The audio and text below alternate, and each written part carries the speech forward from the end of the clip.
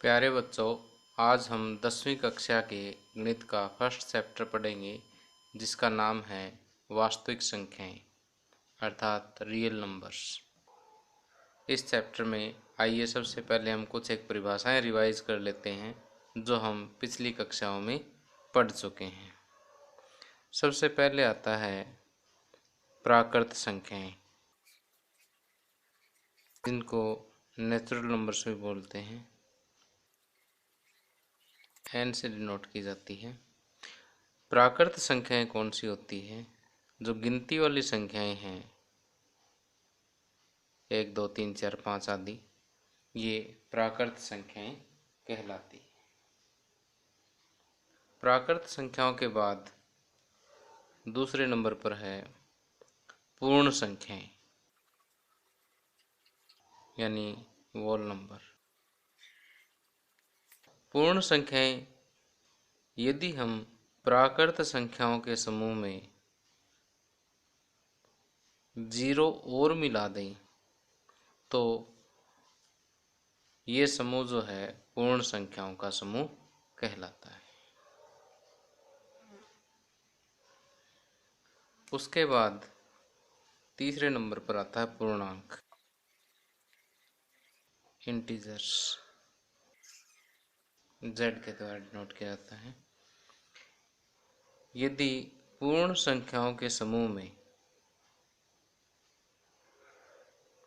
प्राकृत संख्याओं के ऋणात्मक अंक और मिला दिए जाएं तो ये जो समूह है ये पूर्णांकों का समूह कहलाता है।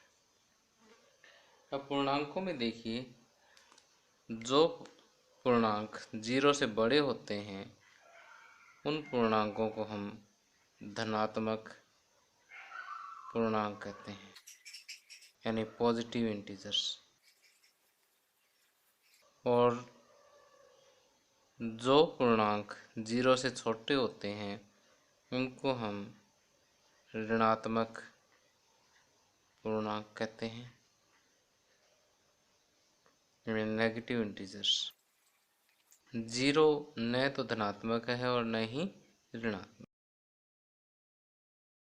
अब पूर्णांकों के बाद आता है परिमेय संख्याएं यानी रेशनल नंबर्स।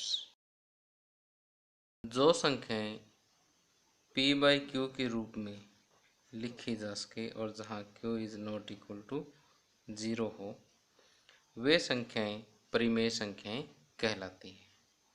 उदाहरण के लिए जैसे 3/4 है, 7/5 है, ये संख्याएं परिमेय संख्याएं हैं क्योंकि इसको देखिए हमने p/q, यहाँ p 3 है और q 4 है।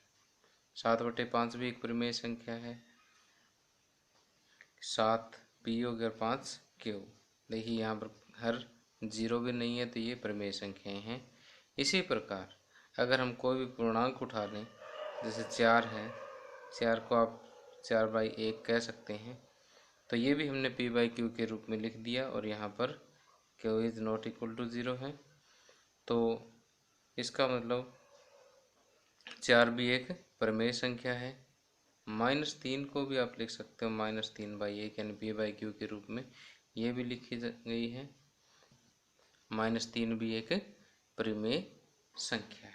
तो यहाँ से अगर हम देखें तो जितने भी पूर्णांक हैं वो परिमेय संख्याएं हैं, जितनी पूर्ण संख्याएं हैं वो पूर्णांक है, और जितने प्राकृत संख्याएं हैं वो पूर्ण संख्याओं का ही एक भाग है। तो आगे आता है अपरिमेय संख्याएं किसे कहते हैं? Irrational number. वो संख्याएं जो p/q के रूप में ना लिखी जा सके, ऐसी संख्याएं अपरिमेय संख्याएं कहलाती हैं। जैसे वर्गमूल 2, वर्गमूल 3, पाई एक्स्ट्रा, ये सारी अपरिमेय संख्याएं हैं। अब देखिए, अगर हम 22/7 की बात करें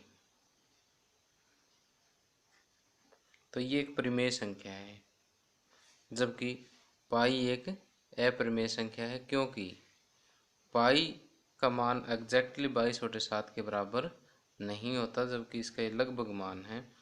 पाई को एग्जैक्टली p/q के रूप में लिख नहीं सकते, इसलिए पाई एक अप्रमेय। अब आता है कि वास्तविक संख्याएं क्या होती है, जो वास्तव में हमारे चैप्टर का नाम है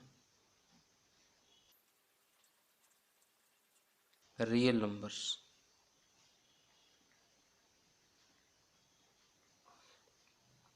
अब जो हमने परिमेय संख्याएं पढ़ी है और अप्रमेय संख्याएं पढ़ी है, परिमेय तथा अप्रमेय संख्याओं का समूह वास्तविक संख्याओं का समूह कहलाता है।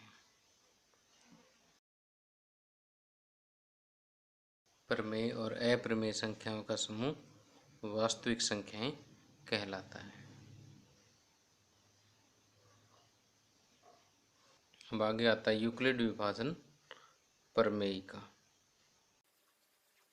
यूक्लिड विभाजन प्रमेयिका को समझने से पहले हम ये जानते हैं कि प्रमेयिका शब्द का अर्थ क्या होता है। प्रमेयिका, इंग्लिश में इसको लेमा बोलते हैं। प्रमेयिका एक सिद्ध किया हुआ कथन होता है जो अन्य कथनों को सिद्ध करने के लिए प्रयोग किया जाता है। यूक्लिड विभाजन प्रमेयिका को समझने के लिए हम बिल्कुल सिंपल सा एक उदाहरण लेते हैं पहले, कि मान लीजिए हमारे पास कोई दो धनात्मक पूर्णांक हैं, जैसे 21 और 5। यहाँ हम देख रहे हैं कि 21 जो है 5 से बड़ा है। यदि हम 21 को 5 से भाग दें तो 5 चौके 20, शेष 1 बच जाता है। तो हम 21 को क्या लिख सकते हैं, 21 को लिख सकते हैं 5 गुणा 4 प्लस में शेष। अब हमें पता है कि शेष कभी भी 0 से छोटा नहीं होता, यानी 0 हमेशा ही शेष से बड़ी रहेगी और शेष हमेशा ही भाजक से छोटा होता है। तो ठीक इसी तरह से हम इस रिजल्ट को थोड़ा जनरलाइज कर रहे हैं कि मान लीजिए हमारे पास a और b दो धनात्मक पूर्णांक है। 21 और 5 की जगह पर मैंने a और b कोई भी दो धनात्मक पूर्णांक ले लिए। मैंने मान लिया कि a जो है b से बड़ा है। यदि मैं a को b से भाग दूं तो हमारे पास दो अद्वितीय पूर्ण संख्याएं q और r प्राप्त होगी, जिसको हम लिख सकते हैं कि a बराबर, जैसे 21 को लिखा हमने 5 गुणा 4 प्लस 1, तो ठीक उसी तरह से a को b गुणा q प्लस r, जहाँ पर शेष हमेशा ही 0 से बड़ा या 0 के बराबर होगा, लेकिन भाजक b से छोटा होगा। अब देखिए हमें यहाँ से एक ये कथन प्राप्त हुआ है कि a बराबर BQ प्लस R, जहाँ 0 इज लेस देन और equal to R which is less than B। तो ये जो कथन है ये और कुछ नहीं है, ये यूक्लिड विभाजन प्रमेय का ही है। तो हम यूक्लिड विभाजन प्रमेयिका को इस प्रकार परिभाषित कर सकते हैं कि दो धनात्मक पूर्णांक a और b दिए रहने पर, दो धनात्मक पूर्णांक a और b दिए रहने पर ऐसी अद्वितीय पूर्ण संख्याएं q और r विद्यमान हैं कि a बराबर BQ plus R such that 0 is less than और equal to R which is less than B। अब हम आगे पढ़ते हैं यूक्लिड विभाजन एल्गोरिथम। यूक्लिड विभाजन एल्गोरिथम। अब देखिए सबसे पहले हम यूक्लिड विभाजन एल्गोरिथम से पहले हम एल्गोरिथम शब्द का अर्थ समझते हैं कि एल्गोरिथम जो है किसी भी समस्या को हल करने के लिए अपनाई गई विधि के स्टेप्स जो है, विभिन्न जो चरण हैं, उनकी श्रृंखला को हम एल्गोरिथम कहते हैं। अब यूक्लिड विभाजन एल्गोरिथम वास्तव में दो धनात्मक पूर्णांकों का HCF निकालने के लिए, HCF जिसको आपने हिंदी में महत्तम समावर्तक के नाम से पढ़ा है, दो धनात्मक पूर्णांकों का महत्तम समावर्तक यानी HCF निकालने के लिए हम एक विधि का प्रयोग करते हैं। उस विधि के जो चरण हैं वही यूक्लिड विभाजन एल्गोरिथम, और इस एल्गोरिथम में हम यूक्लिड विभाजन प्रमेयिका का प्रयोग करेंगे, यानी इस तरह से भाग विधि द्वारा हम HCF ज्ञात करेंगे। यदि यूक्लिड विभाजन एल्गोरिथम को एक सामान्य रूप से समझें तो मान लीजिए कि हमारे पास C और D कोई दो धनात्मक पूर्णांक है। मान लेते हैं कि C D से बड़ा है। जब हम C को D से भाग करते हैं तो हमें दो अद्वितीय पूर्ण संख्याएं Q और R प्राप्त होगी। तो यहाँ पर हम C को लिख सकते हैं C बराबर DQ प्लस R। ये यूक्लिड विभाजन एल्गोरिथम का फर्स्ट स्टेप है कि हम यहाँ पर C और D पर यूक्लिड विभाजन प्रमेय का लगाएंगे। अब इसका रिमाइंडर चेक करेंगे। यदि रिमाइंडर 0 आता है तो D जो है यानी भाजक जो है इस स्टेज पर वो C और D का HCF होगा। लेकिन अगर R = 0 नहीं है तो हम फिर से यूक्लिड विभाजन प्रमेय का R और D के लिए अप्लाई कर देंगे। फिर उसी तरह से हम दूसरा भागफल और शेषफल ज्ञात करेंगे। फिर इस स्टेज पर रिमाइंडर चेक करेंगे, शेषफल चेक करेंगे। अगर यहाँ पर शेषफल 0 आ जाता है तो इस समय जो इस स्टेज पर जो भाजक है वह C और D का HCF होगा। लेकिन अगर यहाँ पर भी शेषफल 0 नहीं आता तो फिर इसी प्रोसेस को हम आगे तक इसी तरह से रिपीट करते रहेंगे और ये प्रोसेस उस समय जा कर के रुकेगा जब शेषफल 0 आएगा, और उस स्टेज पर उस स्थिति में जो भाजक होगा वही C और D का HCF होगा। यही यूक्लिड विभाजन एल्गोरिथम। वैसे तो यूक्लिड विभाजन एल्गोरिथम का प्रयोग भाजक 0 को छोड़ करके हम सभी पूर्णांकों के लिए लगा सकते हैं, लेकिन फिलहाल हम सिर्फ धनात्मक पूर्णांकों की बात करेंगे, क्योंकि ऋणात्मक पूर्णांकों के लिए यूक्लिड विभाजन एल्गोरिथम का प्रयोग हमारे सिलेबस से भी बाहर है, 10वीं कक्षा के स्कोप से भी बाहर है। इसलिए हम यूक्लिड विभाजन एल्गोरिथम का प्रयोग यहाँ पर सिर्फ धनात्मक पूर्णांकों के लिए ही करेंगे। आगे उदाहरण 1, 4052 और 12576 का HCF यूक्लिड विभाजन एल्गोरिथम का प्रयोग करके ज्ञात कीजिए। तो यहाँ पर हमें दो संख्याएं दे रखी है, 4052 और 12576। तो यहाँ पर हम देखते हैं कि 12576 बड़ा है 4052 से, इसलिए हम 12576 को 4052 से विभाजित करते हैं, भाग देते हैं। तो भाग देने पर 3 दूनी माइनस करेंगे तो 0 2 4। अब देखिए इस स्टेज पर हमने चेक किया कि यहाँ पर रिमाइंडर भी 0 नहीं आया है, तो यूक्लिड विभाजन एल्गोरिथम से यहाँ पर हम फेयर करते जाते हैं काम।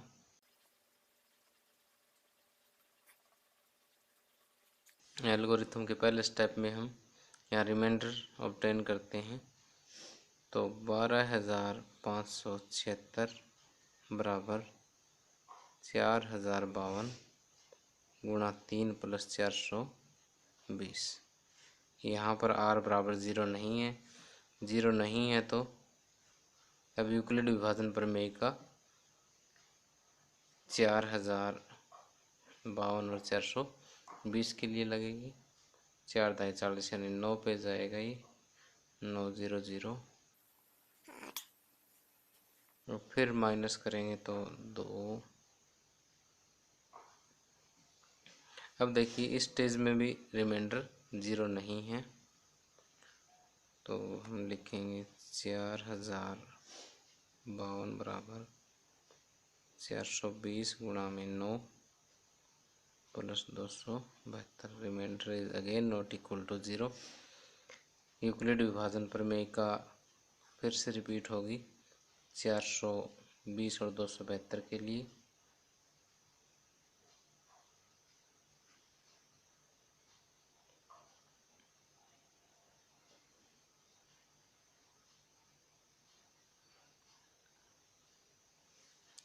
अब 420 बराबर 272 गुणा 1 + 148। रिमाइंडर फिर 0 के बराबर नहीं है, तो एक बार फिर से रिपीट कर दीजिए इसको।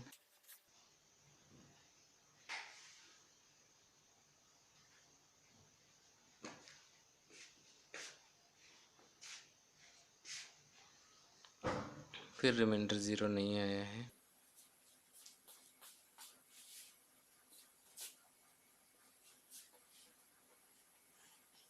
इस प्रोसेस को तब तक कंटिन्यू रखना है जब तक शेषफल 0 ना आ जाए।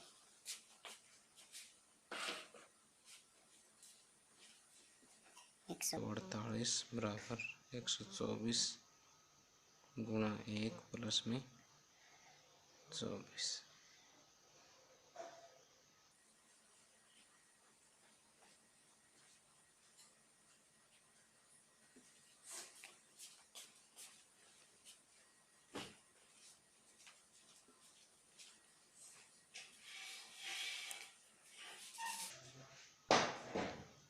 अब फिर रिपीट करेंगे 4 और 24 के लिए। इस स्टेज पे देखिए 4 से 24, शेषफल 0 आ जाता है।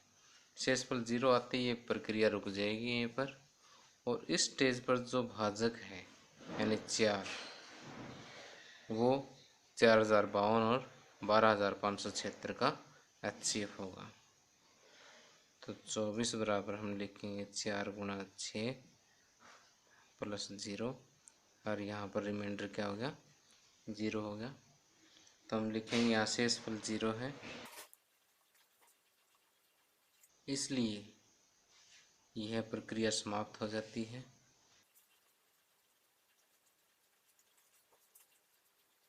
चूँकि इस स्थिति में भाजक 4 है, इसलिए 4,052 12,576 का HCF होगा।